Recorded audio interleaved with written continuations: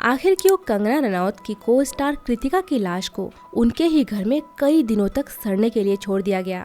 आखिर क्यों हत्यारे ने कृतिका की जान लेने के बाद कमरे की एसी को चालू रखा था? क्यों कृतिका की दोस्त ने मौत के कुछ महीनों पहले कृतिका से दोस्ती तोड़ दी थी? आखिर क्यों तलाक के बाद भी कृतिका का एक्स हस्बैंड उसे बार बार मैसेज करता था? आखिर क्यों पोस्टमार्टम के बाद पुलिस ने कृतिका के घर वालों को 22,000 रुपए थमा दिए? आखिर क्यों मौत की असल वजह जानकर कृतिका के घर वालों के पैरों तले जमीन खिसक गई? मुंबई, सपनों की नगरी, रोशनी की चकाचौंध, नाम और शोहरत का जादू। यहाँ हर दिन हजारों ख्वाब बुनने वाले आते हैं। कृतिका भी इनमें से एक थी। एक दिन टेलीफोन की नौकरी छोड़कर वो मुंबई आई, दिल में एक ही ख्वाब लेकर, हीरोइन बनना। वो दिन रात संघर्ष करती और ऑडिशन देती रहती, लेकिन किस्मत का पहिया घूमने में काफी वक्त लगा। आखिरकार उन्हें एक छोटा सा मौका मिला, स्टार प्लस के लोकप्रिय सीरियल में समीर सोनी के साथ काम करना। ये उनके लिए एक सपने जैसा था। टीवी सीरियल्स में छोटे मोटे रोल करते करते कृतिका की जिंदगी में एक नया मोड़ आया, जब उन्हें कंगना रनौत की फिल्म रज्जो में काम करने का मौका मिला। सपने सच होने लगे थे, लेकिन किस्मत का खेल कुछ और ही सोच रहा था। साल 2017 में एक ऐसी खबर आई जिसने सबको हिलाकर रख दिया। कृतिका का शव उनके ही फ्लैट में मिला। 4 दिनों तक उनकी शव अकेले पड़ी रही। घर का एसी चालू था ताकि बदबू न आए। जांच में सामने आया कि कृतिका एक ड्रग एडिक्ट थी, जो हत्या से पहले कई बार आत्महत्या की कोशिश कर चुकी थी। ड्रग एडिक्शन से रवैया बिगड़ता गया और दोस्त दूर होने लगे। अकेलेपन में गुजारा करते हुए उन्होंने कई लोगों से उधार ले रखा था। कृतिका के हत्यारों को ढूंढने में महीनों लगे, लेकिन जब हत्याकांड का खुलासा हुआ तो वजह जानकर हर कोई हैरान था। घड़ी की सुइयां दोपहर 3:40 पर थी। बिल्डिंग की 5वीं मंजिल पर रहने वाले लोगों को फ्लैट नंबर 503 से अजीब सी दुर्गंध आ रही थी। उस फ्लैट में एक्ट्रेस कृतिका चौधरी रहती थी, जिनकी आस पड़ोस के लोगों से ज्यादा बातचीत नहीं थी। लोगों ने सिर्फ उन्हें आते जाते देखा था। वो अक्सर काम के सिलसिले में घर से बाहर रहती थी और ज्यादातर लोग उनके प्रोफेशन से अनजान थे। पड़ोसियों ने दुर्गंध आने पर संदेह जताया। हलचल सुनकर लोग जमा होने लगे। जैसे जैसे लोग फ्लैट की तरफ कदम बढ़ा रहे थे, वैसे वैसे दुर्गंध तेज हो रही थी, मानो कुछ सड़ रहा हो। गौर किया तो फ्लैट से टीवी चलने की आवाज भी सुनाई देने लगी, लेकिन दरवाजा बाहर से बंद था। आस पड़ोस के लोगों ने यूं ही घर में दाखिल होना ठीक नहीं समझा और तुरंत पुलिस को खबर दी। जब सब इंस्पेक्टर श्रीकांत यादव अपनी टीम के साथ दरवाजा खोलकर घर में दाखिल हुए तो मंजर दिल दहला देने वाला था। कमरे में दाखिल होते ही एक बदबूदार ठंडी हवा ने सबका चेहरा चूम लिया। एसी की आवाज दबी हुई थी, मानो कुछ छिपाना चाह रही हो। बिस्तर पर पड़ी कृतिका चौधरी की लाश नाइट ड्रेस में लिपटी एक डरावना दृश्य पेश कर रही थी। खून के धब्बे चादर पर फैले हुए थे, मानो कहानी खुद ही लिख रहे हो। क्या हुआ था उस रात? कौन था ये कातिल? सवालों का जाल और गहरा होता जा रहा था। पुलिस ने जब कमरे को खंगाला तो उन्हें कई सबूत मिले। कृतिका का सिर फटा हुआ था, खून से लथपथ। उसके पास पड़ा ब्रास नकल। क्या यही हथियार था जिसने उसकी जान ली थी? सफेद पाउडर बिस्तर के नीचे छिपा हुआ, क्या ये इस हत्या का राज खोल सकता था? कृतिका का मोबाइल लगातार बज रहा था, मानो वो कुछ कहना चाहती हो। पुलिस वाले ने फोन उठाया और कृतिका के भाई की आवाज सुनी। वो बहुत परेशान लग रहा था। पुलिस वाले ने धीरे से कहा, मुझे खेद है, लेकिन मुझे आपको एक बुरी खबर देनी होगी। उसने कृतिका के भाई को पूरी घटना बताई। भाई का रोना गूंज रहा था, मानो उसकी दुनिया ही उजड़ गई हो। बुरी खबर सुनाने के साथ ही पुलिस ने उनके परिजनों को जल्द से जल्द मुंबई आने को कहा। कृतिका चौधरी उत्तराखंड के हरिद्वार की रहने वाली थी। वो पहले जॉब के सिलसिले में दिल्ली गई और फिर शादी कर मुंबई शिफ्ट हो गई थी। शव मिलने से 7 दिन पहले 5 जून को उन्होंने अपना 27वां जन्मदिन मनाया था। उन्होंने अपने फ्लैट में ही बर्थडे मनाया था और घर वालों से बात की थी। 8 जून, वो दिन जब कृतिका की जिंदगी का सफर खत्म हो गया था। उसके बेजान शरीर ने कई दिनों तक उस फ्लैट में अकेले रहना सीखा था। जब पुलिस ने फ्लैट खोला तो उन्हें कई सबूत मिले जो बता रहे थे कि कृतिका के साथ कुछ गड़बड़ हुई है। क्या यह हत्या थी या फिर कोई और साजिश? पोस्टमार्टम रिपोर्ट ही इस सवाल का जवाब दे सकती थी। कृतिका की मौत के बाद पुलिस ने उसके करीबियों से पूछताछ शुरू कर दी। कृतिका की एक पुरानी दोस्त थी जो पहले उसके साथ ही रहती थी, फिर वो बाद में दिल्ली शिफ्ट हो गई थी। पुलिस ने जब उससे पूछताछ शुरू की तो उसने बताया कि उनकी दोस्ती कुछ साल पहले टूट चुकी थी। कृतिका का नशा और उसकी अजीब हरकतें उनकी दोस्ती के लिए खतरा बन गई थी। एक बार तो कृतिका ने आत्महत्या करने की भी कोशिश की थी। इस घटना के बाद उसकी दोस्त ने उससे दूरी बना ली थी। कृतिका की जिंदगी में एक रहस्य छिपा हुआ था। दिल्ली में नौकरी के दौरान उसकी मुलाकात एक ऐसे लड़के से हुई थी जिसने उसकी जिंदगी बदल दी थी। लेकिन इस प्यार की कहानी में एक बड़ा मोड़ तब आया जब पता चला कि वो लड़का पहले से शादीशुदा था। दोनों के बीच झगड़े हुए, लेकिन बाद में कृतिका से शादी करने के लिए उनके बॉयफ्रेंड ने पहली पत्नी से तलाक ले लिया। कृतिका ने इस शादी के लिए घर वालों को राजी कर लिया और दोनों शादी के बाद मुंबई शिफ्ट हो गए। लेकिन क्या इस शादी के पीछे कोई और राज छिपा हुआ था? क्या यही शादी आगे जाकर उसकी मौत का कारण बनने वाली थी? अभी पुलिस को और भी कुछ पता लगाना था।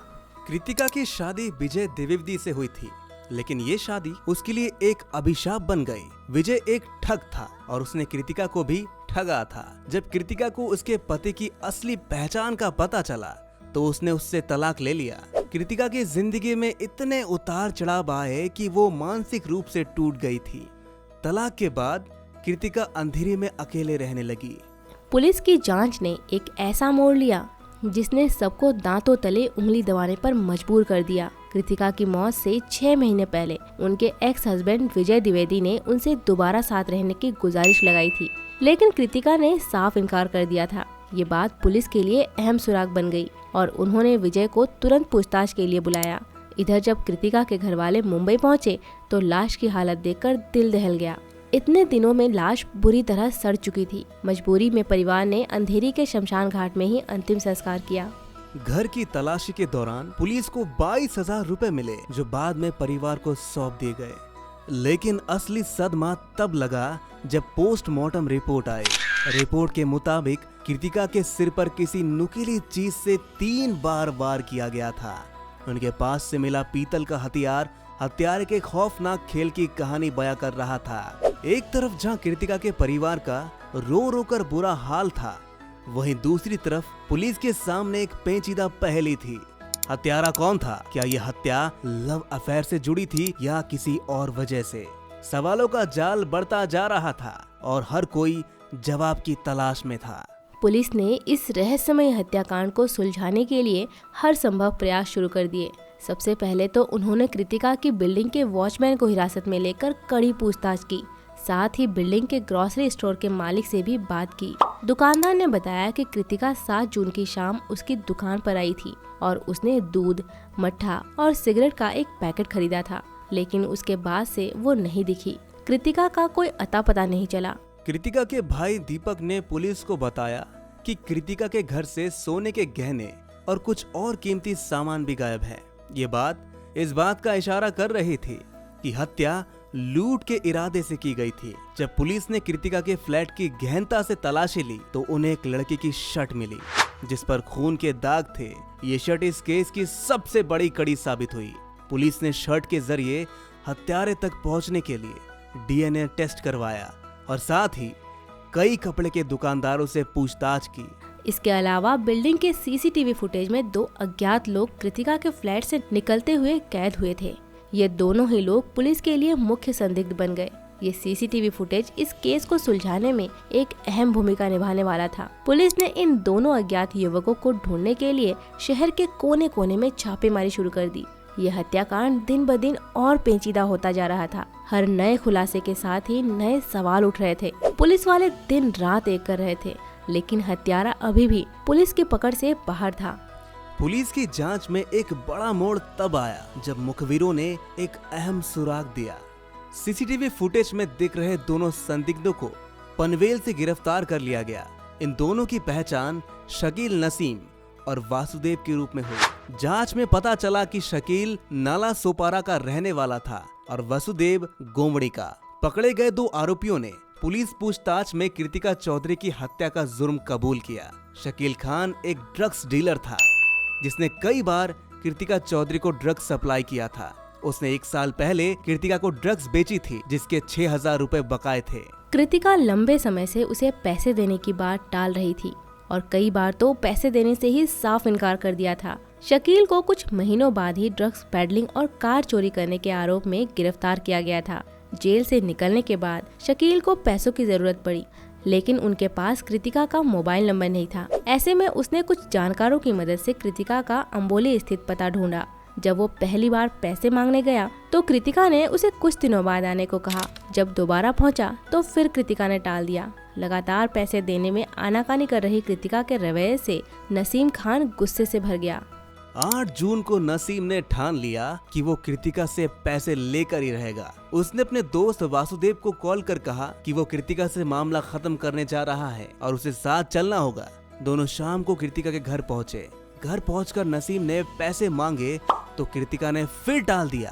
तीनों की लंबी बातचीत चलती रही, जिसके बाद उन्होंने घर पर ही खाना खाया। खाने के बाद तीनों के बीच चल रही बातचीत बहस में तब्दील हो गई।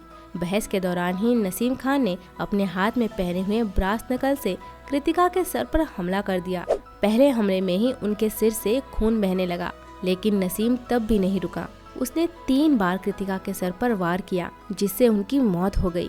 पुलिस के अनुसार नसीम खान ने कृतिका के घर जाने से पहले ही उनकी हत्या की साजिश रच ली थी। उसने अपने दोस्त को साथ चलने के लिए ये कहकर मनाया कि वो कुछ पैसे लेने जा रहा है और साथ चलने पर उसे भी पैसे मिल सकते हैं। वो अपने साथ 2 ब्रास नकल और कुछ कपड़े भी लेकर गया था। जब कृतिका का खून उसकी शर्ट पर लगा तो उसने बैग से कपड़े निकालकर बदल लिए और गंदी शर्ट वहीं छोड़ दी। दोनों ने लाश को सड़ने से रोकने के लिए एसी चलाया और टीवी चालू कर निकल गए। जब आरोपियों ने कबूला कि उन्होंने 6,000 रुपए के लिए कृतिका की हत्या की है तो कृतिका के परिवार को उन पर यकीन नहीं हुआ। उनके भाई दीपक का मानना था कि कृतिका आसानी से 6,000 रुपए लौटा सकती थी। उनके घर में 22,000 रुपए भी मिले थे। अगर उन्हें पैसे लौटाने थे तो वो उन रुपयों का इस्तेमाल कर सकती थी। मौत से पहले कृतिका चौधरी के पास कई साउथ फिल्में थीं।